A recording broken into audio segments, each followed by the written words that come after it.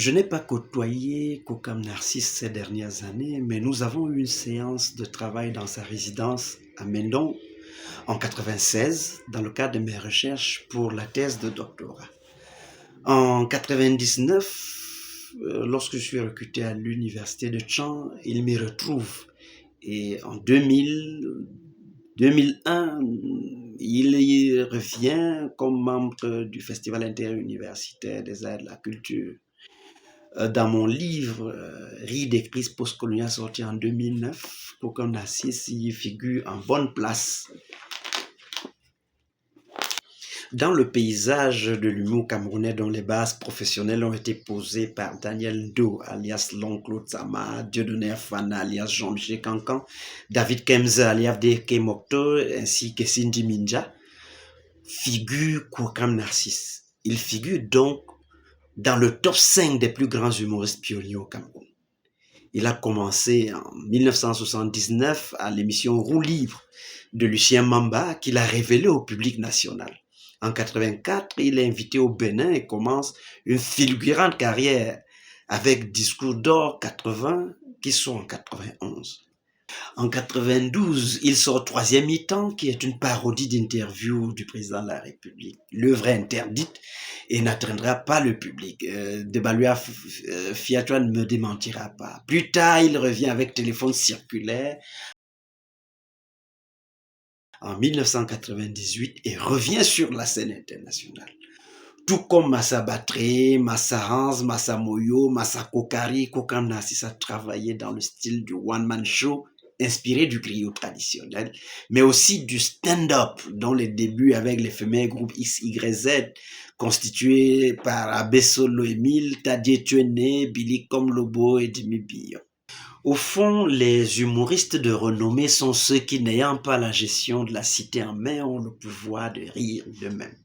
Ça, c'est l'autodérision, le pouvoir de faire rire ceux qui en sont exclus, le pouvoir de redresser dans la plaisanterie ceux qui abusent de leur pouvoir. Voilà les leviers des humoristes talentueux, capables d'improviser de manière préparée, comme nous l'avons montré dans notre ouvrage Rire des crises postcoloniales. L'humour est la constante la plus marquante du langage dramatique camerounais. La pratique de l'humour, il faut le souligner, a beaucoup évolué de mon point de vue. Dans le régime humoristique, je l'ajoute, l'imitation ludique, c'est-à-dire la pastiche, montre que le mieux est de transformer sa propre épouvante en épouvantail pour les autres, de mener le jeu au lieu d'être le jouet. Kokam Narcisse a un style humoristique qui exploite 4 formes de comique à la fois.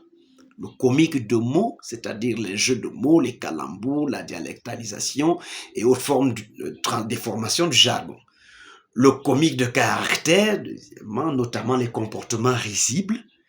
Le comique de mœurs, c'est-à-dire les modes de vie des communautés. Et puis le comique de situation. Le public fan de Kokam Narcisse est un grand public composé du petit peuple à la fois et des bourgeois eux-mêmes. On ne va pas au théâtre pour y voir une peinture de la nature humaine modélisable, mais pour y rechercher le contact avec le personnage, car on y satirise l'anti-modèle. Le grand public le suit pour rire de ceux qui le dominent, des gens qui ne se gouvernent pas assez pour prétendre gouverner correctement les autres. L'humour préserve, rend serein. Les faibles rient d'eux-mêmes pour désarçonner leurs adversaires. Il aime le mot cru, la plaisanterie facile, et pourvu qu'on lui parle de ses préoccupations, et que le rire le libère et le venge. Ce qui aujourd'hui est un art et un divertissement constitue au fond l'expression spontanée d'une sorte de justice populaire, entre guillemets, et qui constitue dès lors un miroir de la société. Un théâtre vivant, proche des gens. Voilà un héritage que laisse aussi Narcisse Kokam à la postérité. Merci l'artiste.